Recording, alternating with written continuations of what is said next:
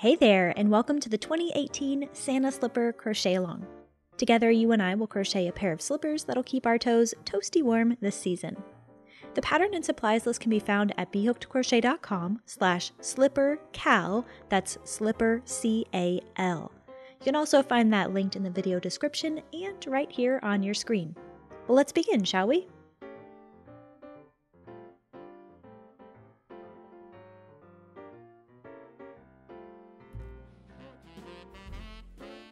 We're going to complete 2 soles in part 1, so you'll need to grab one skein of Peyton's Shetland Chunky in the colorway of your choice. I'm using Wine here, and then you'll also need your 5.5mm crochet hook.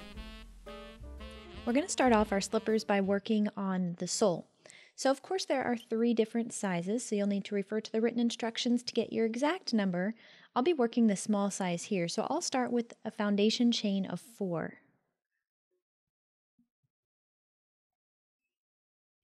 Now from here, I'll skip that first chain, the one that's right next to the hook, go to the second and work a single crochet in the second chain from the hook.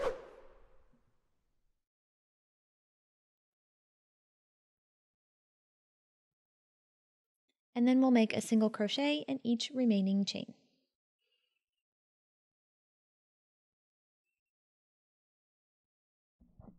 Now for rows 2 through 5, we'll work them in the exact same way. So for each one of those, we'll chain 1, turn our work, and then we need to work 2 single crochets in our first stitch. So that chain 1 does not count as a stitch.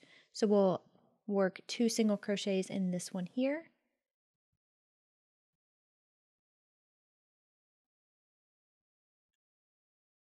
And then we'll work 1 single crochet into every stitch until we get to the last one.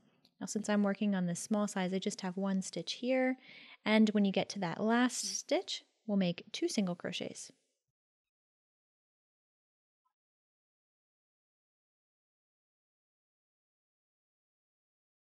So that was row 2. Go ahead and repeat that for rows 3, 4, and 5.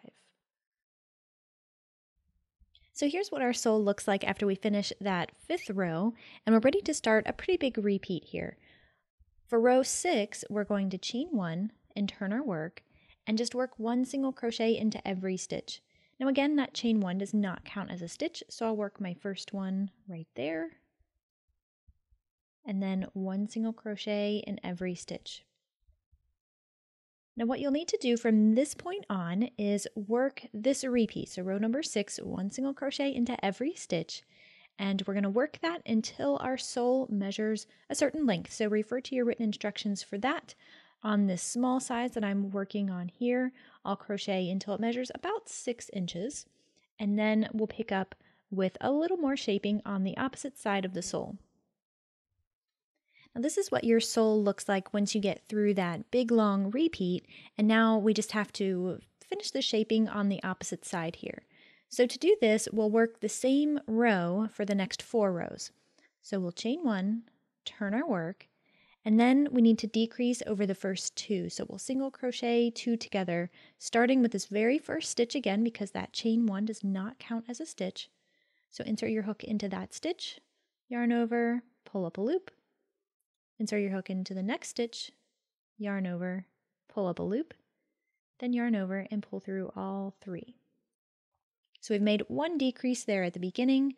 Now I'll make 1 single crochet into every stitch until I get to the last 2. We'll decrease again.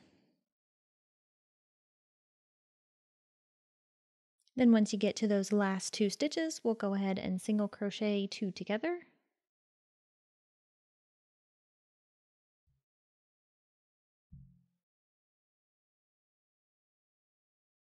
And that'll wrap up this row. Now we need to repeat that same row 3 more times.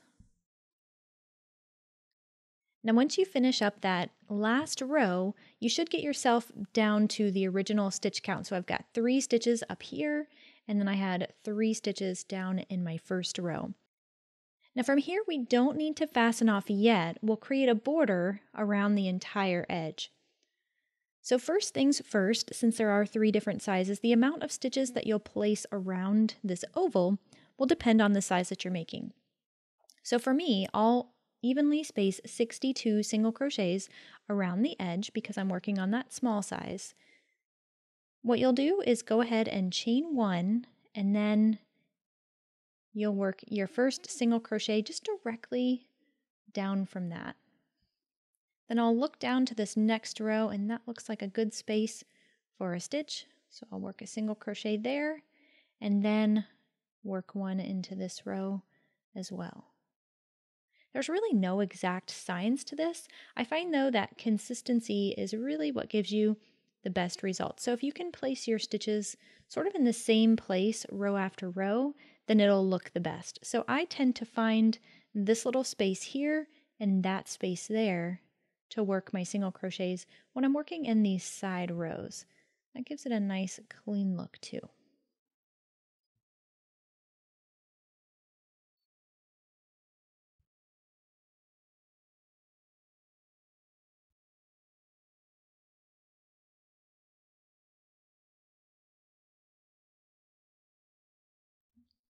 Now once you have all of your stitches evenly spaced around your sole, we can go ahead and fasten off.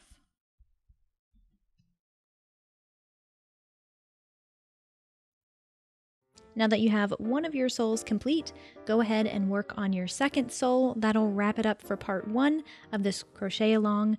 Stay tuned for part number 2 coming in just a couple days.